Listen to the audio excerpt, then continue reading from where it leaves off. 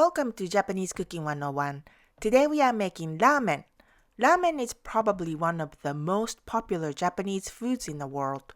People line up outside of ramen shops everywhere.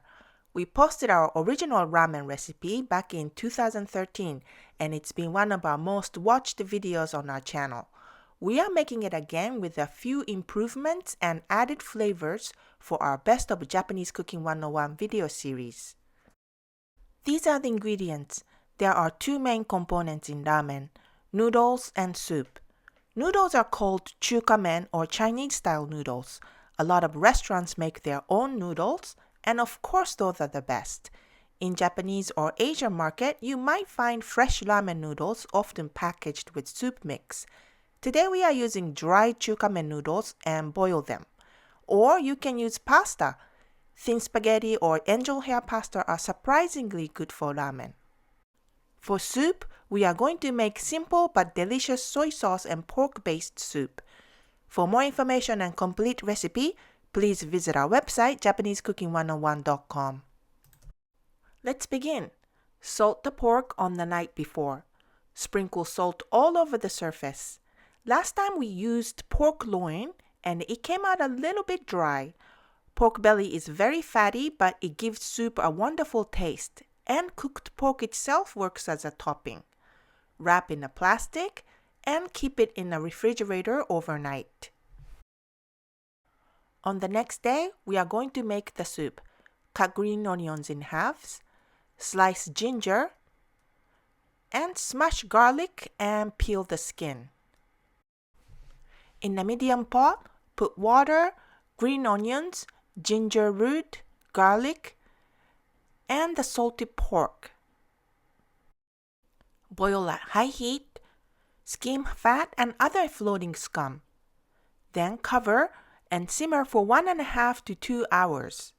Today we are cooking in a pressure cooker for 20 minutes to save time. Let the broth and pork cool completely in pot. And remove the pork. Strain and save the separated broth and pork in the fridge. Let the broth cool in the fridge at least a couple of hours or overnight. That will make it easier to remove the fat from the pork belly. You can scoop the solidified fat or strain it. Next, we are going to season the broth. Heat the broth and add salt, soy sauce, sake, and sesame oil. Let it simmer at very low heat until the noodles are ready. Slice the pork belly for toppings. Boil water and cook dry chukamen noodles according to the package. If you are cooking pasta, add 2 tablespoons baking soda per 8 cups of water for a distinct ramen flavor. Strain water from the noodles and serve immediately into the serving bowls filled with soup.